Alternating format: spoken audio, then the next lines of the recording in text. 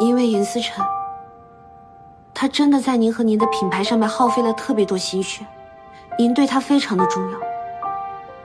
所以如果说您拒绝他是因为我的话，那我现在可以答应您，只要您愿意，我可以为您的品牌效力。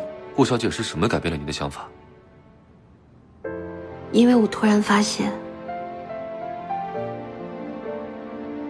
思辰一直在默默地为我付出，所以我也不应该只考虑自己，我也应该多为他考虑考虑。所以，您能接受我的道歉，重新考虑思辰的提议吗？如果我答应你的话，你先生会怪我的。他不是应该高兴才对吗？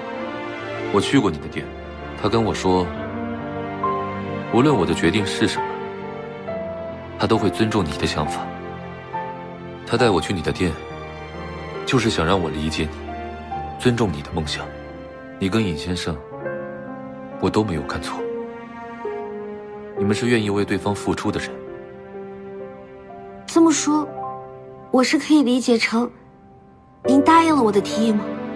不是答应你，是答应他。我会尊重你的梦想，同时我也会接受他的提案。